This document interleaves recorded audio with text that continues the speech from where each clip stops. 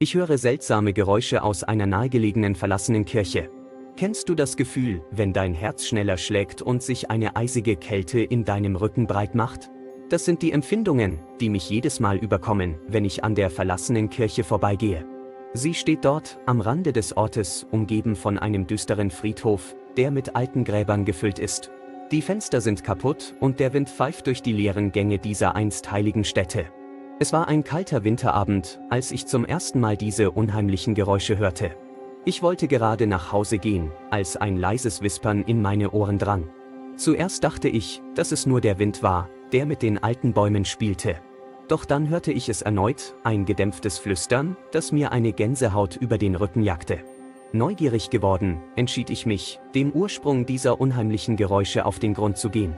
Ich schlich mich über den Friedhof, auf dem der Schnee knirschte und die Grabsteine wie düstere Wächter erschienen. Die Kirche stand vor mir, majestätisch und doch erschreckend in ihrem verfallenen Zustand. Das Holz der Türen war morsch und zerbrochen, und es kostete mich einige Anstrengung, sie zu öffnen. Als ich die Schwelle der Kirche überschritt, traf mich ein kalter Luftzug. Es war, als ob die Seele dieses Ortes mich begrüßte. Die Dunkelheit umgab mich, doch ich konnte etwas sehen, das in der Ferne leuchtete. Es war ein Kerzenlicht, das von einer kleinen Seitenkapelle aus zu kommen schien.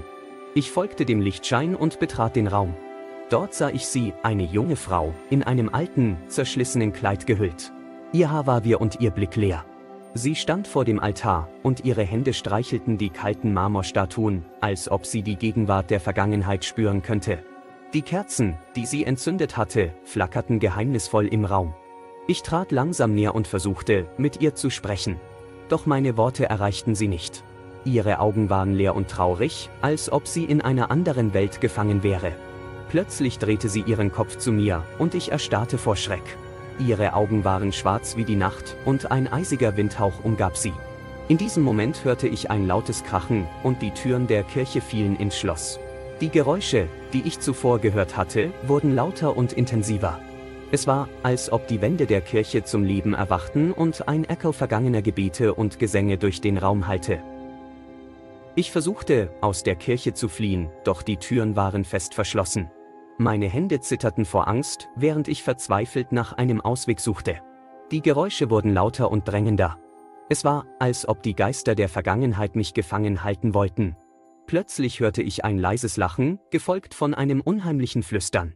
Die junge Frau stand immer noch vor dem Altar, doch ihr Gesicht hatte sich verändert. Es war verzerrt und böse. Sie streckte ihre Hand nach mir aus, und ich konnte spüren, wie eine eisige Kälte meinen Körper ergriff. In letzter Sekunde fand ich einen kleinen Seitenausgang und rannte so schnell ich konnte aus der Kirche. Die Geräusche blieben hinter mir zurück, als ich die Schwelle des Friedhofs erreichte. Mein Herz schlug so schnell, dass ich dachte, es würde jeden Moment explodieren. Seit dieser Nacht habe ich nie wieder die verlassene Kirche betreten. Die Geräusche, die ich gehört habe, verfolgen mich in meinen Träumen. Die düsteren Gänge der Kirche und das verzerrte Gesicht der jungen Frau sind Bilder, die mich nicht loslassen. Es gibt Orte auf dieser Welt, die eine dunkle Vergangenheit in sich tragen. Die verlassene Kirche ist einer dieser Orte. Ihre Mauern erzählen Geschichten von Verzweiflung, Trauer und Bösem. Wenn du jemals in der Nähe einer solchen Stätte bist, wage es nicht, ihre Türen zu öffnen. Denn wer weiß, was dich dort erwartet und welche Geräusche dich in den Wahnsinn treiben können.